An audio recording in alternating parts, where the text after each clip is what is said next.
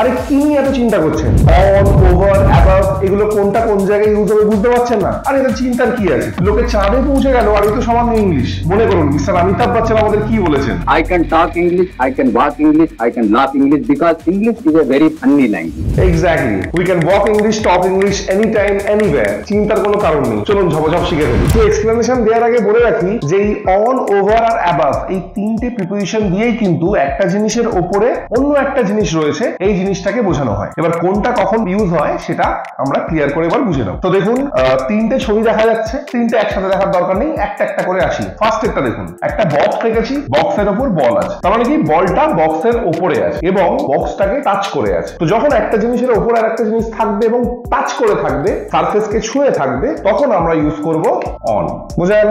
Second ফটোটা দেখুন, box রেখেছি, বক্সের ওপরেই কিন্তু বলটা রয়েছে, কিন্তু বলটা বক্সের ওপরে থাকলেও এদের মাঝখানে কিন্তু গ্যাপ রয়েছে, কোনো টাচ করা নেই, অর্থাৎ বলটা বক্সের থেকে হায়ার পজিশনে, উঁচু পজিশনে রয়েছে। তো যখন এইরকম বোঝাবে যে একটা জিনিসের থেকে উঁচু পজিশনে আর একটা জিনিস রয়েছে, তাদের মাঝখানে কোনো টাচ নেই, গ্যাপ রয়েছে, তখন আমরা ইউজ করব আমাদের অ্যাবাভ। তাহলে অ্যাবাভ এর ক্ষেত্রে নো টাচ। ক্লিয়ার? থার্ডটা দেখুন, এখানে বক্স রয়েছে, বক্সের উপরে বল রয়েছে, কিন্তু বলটা এদিক থেকে আস্তে আস্তে এদিকে চলে যাচ্ছে, একটা মুভমেন্ট বোঝাচ্ছে, একটা গতি বোঝাচ্ছে। তো একটা জিনিসের উপর দিয়ে অন্য একটা জিনিসের যখন মুভমেন্ট বোঝাবে, তখন আমরা ইউজ করব আমাদের ওভার। আর এদিকে কি লিখবো? মুভমেন্ট। তো ছোট্ট করে সাম আপ করে নিই। একটা জিনিসের ওপর যখন একটা জিনিস থাকবে কিন্তু একে অপরকে টাচ করে আছে, তখন আমরা ইউজ করছি অন। একটা জিনিসের ওপর যখন আরেকটা জিনিস রয়েছে কিন্তু একে অপরকে টাচ করে নেই, তখন আমরা ইউজ করব অ্যাবাভ। আর যখন একটা জিনিসের ওপর দিয়ে অন্য কোনো একটা জিনিসের মুভমেন্ট বোঝাবে, তখন আমরা ইউজ করব ওভার। চলুন এবার কয়েকটা এক্সাম্পলের মাধ্যমে ব্যাপারটাকে আরো ক্লিয়ার করি। তো ফার্স্টে আমরা দেখব অন এর ব্যবহার। এই হলো একটা মার্কার, এই হচ্ছে আমার হাত, মার্কারটিকে আমার হাতের উপর রাখলাম। তো এখানে আমরা কি বলবো? The marker is on my hand. কেন অন বলছি? মার্কারটা হাতের উপরে আছে ঠিক, কিন্তু হাতকে টাচ করে আছে, সারফেসকে টাচ করে আছে, তাই আমরা অন ইউজ করছি। ফটোটা দেখুন, বইটা টেবিলের উপরে আছে, বইটা টেবিলের উপরে আছে কিন্তু টেবিলটাকে টাচ করে আছে, তো বলবো the book is on the table। এবারে এই ফটোটা দেখুন, কুকুরটাকে দেখতে পাচ্ছেন, কুকুরটা একটা চেয়ারের উপর বসে আছে, তো কুকুরটা চেয়ারের উপরে আছে কিন্তু চেয়ারকে টাচ করে আছে, সারফেসকে টাচ করে আছে, দ্যাটস ওয়াই এখানে আমরা বলবো the dog is sitting on the chair। Simple. এবার আসছে above.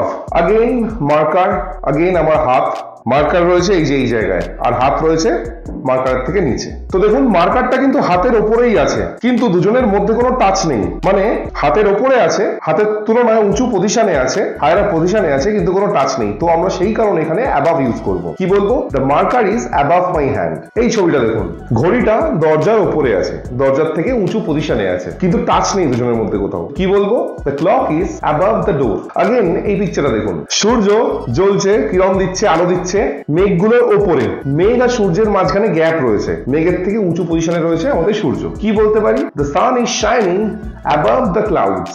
Last but not the least, এবার আসবে over.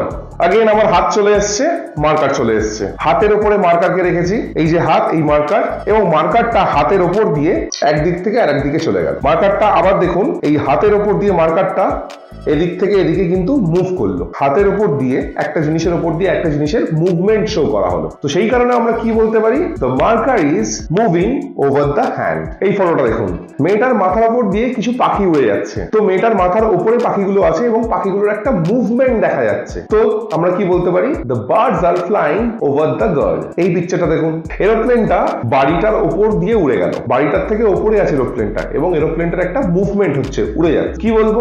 The aeroplane is flying over the house. তো হোপফুলি সমস্যার সমাধান হলো, চিন্তার অবসান হলো।